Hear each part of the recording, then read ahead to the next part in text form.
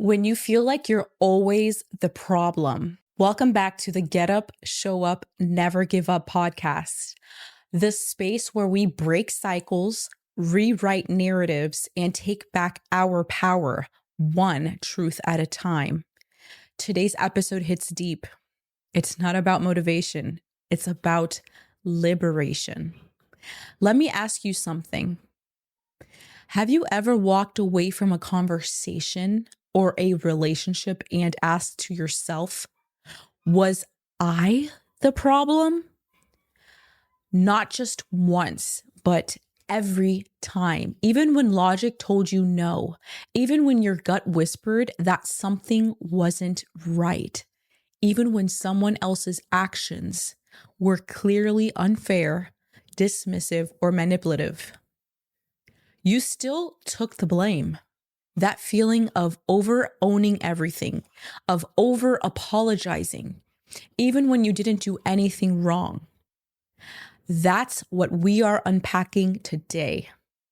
This episode is for the chronic fixers, for the peacemakers, for the overthinkers who replay conversations 10 different ways in their heads, all to find out what they did wrong.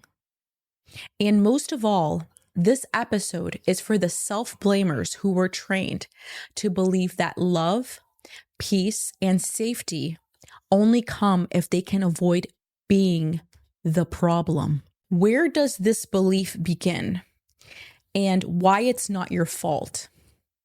Let's start where this internal programming begins. For many, the root of chronic self-blame can be traced back to environments where love was conditional, meaning you were raised and praised when you were quiet, helpful, agreeable, and punished, criticized, or ignored when you expressed a need, a boundary, or a different opinion. This isn't always about overt abuse. Sometimes it's subtle. Here's what research shows.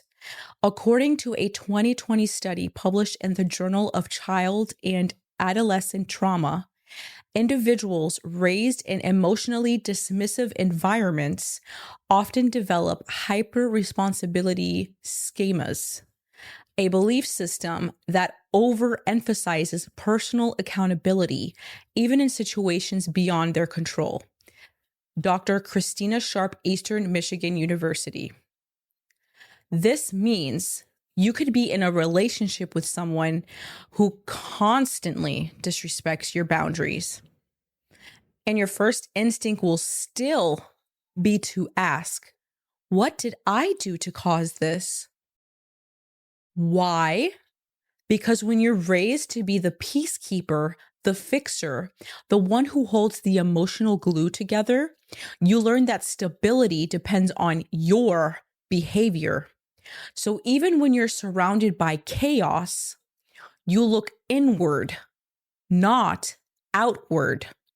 You blame yourself. You become the emotional scapegoat. The dangerous effects of chronic self-blame. Let's talk about what this does to your nervous system, your self-worth, and your relationships over time. Psychologist Dr. Janina Fisher explains this in her trauma-informed framework. People with chronic self-blame often enter what's called the fawn response. That means instead of fighting, fleeing, or freezing in the face of conflict or discomfort, you people please, you adapt, you shrink, you avoid conflict at all costs. But here's the trap. You became so focused on being liked or not making waves that you lose touch with who you actually are. You suppress anger, you swallow boundaries, you rehearse your emotions before expressing them. And worst of all, you begin to believe that peace is only possible when you are perfect. And that's a lie. And the truth is painful. You could be perfect and they'd still mistreat you. You could do everything right and they'd still leave. You could carry the entire relationship and it would still fall apart because it was never about you. How to know when it's not your fault? Let's get practical. Here are 5 real signs that someone is manipulating you into believing you are the problem when you are not.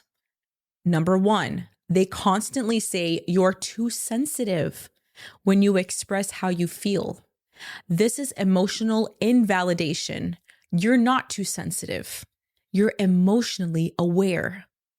Number 2, they only hear you out if you speak calmly, nicely, and never show hurt. That's not healthy communication. That's tone policing. Number 3, they weaponize your empathy. The more understanding you are, the worse they treat you because they assume you will forgive them. Number 4, they avoid accountability by shifting the spotlight. You bring up how they hurt you and suddenly they're the victim. Number 5, they never apologize, but you always do, even when you're the one who's being hurt. If you resonate with any of these, you're not the problem. You're in power imbalance. And that means it's time to recalibrate. The science behind hyper-responsibility wounds. How to shift from self-blame to self-trust. The 3-step healing framework you can use starting today. Real listener exercises for boundary setting and clarity. Reclaiming your power after chronic self-blame. The psychology behind chronic self-blame, also known as hyper-responsibility wounds. Let's go deeper into the psychology. There's a term in trauma research called hyper-responsibility. It's a survival adaptation, and it happens when someone grows up or exists in environments where emotional safety is unpredictable. According to a study published in the Journal of Cognitive Behavioral Therapy, 2021, over 60% of individuals who experienced emotional neglect or manipulation in childhood develop patterns of hyper-responsibility in adulthood. That includes the following: taking ownership of other people's feelings, feeling like everything is your fault, believing it's your job to fix conflict even when you didn't cause it, struggling to set boundaries out of fear you'll hurt someone, apologizing for your existence when you take up space. And it's not a flaw, it's a coping mechanism. Here's the hard truth. You were taught to carry emotional weight that never belonged to you. So what do you do now? You heal the wound by recognizing it's not your job to manage anyone's comfort but your own. Peace is a shared responsibility, not your personal mission. Boundaries are not betrayals. They are instructions for how you deserve to be treated. How to stop apologizing for existing. Self-trust versus self-blame. Let's talk about the shift from self-blame to self-trust. Here's the truth. Self-blame feels safer than self-trust because if you are the problem, then you can fix it. And that gives you full control. But here's the cost.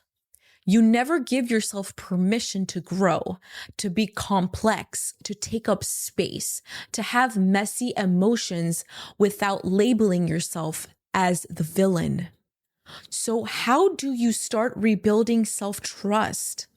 Step 1, pause before apologizing. Ask yourself, did I actually do something wrong? Or am I afraid they'll be upset with me? Step 2, stop explaining your boundaries. You don't need to justify or soften your limits. No is a full sentence. So is that doesn't work for me.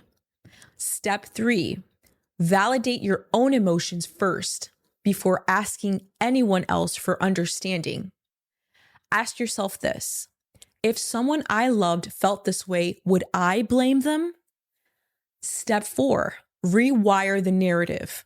Every time you catch yourself spiraling into blame, say out loud, I am not the problem. I am allowed to exist without shame. The healing framework: detach, discern, define. Let me give you a simple framework to start reprogramming this wound. It's called the 3D healing framework. Detach. Take a step back from the emotional chaos. Whether it's a conversation, a relationship, or a job, give yourself distance to feel what's yours and what's not. Ask yourself this question: is this really about me, or are they projecting something they haven't healed from? Discern. Not every conflict means you failed. Use discernment to ask, was I kind? Was I honest? Did I respect myself and others? If yes, release the blame. If no, correct it with compassion, not punishment. Define.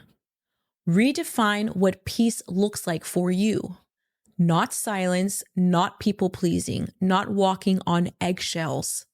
Peace is being able to show up as your full self without shrinking to make others feel more comfortable. Your permission slip to stop carrying it all. Let's land this together. If you've been walking through life feeling like you're always the issue, let me say this with all fire in my voice. You are not the problem.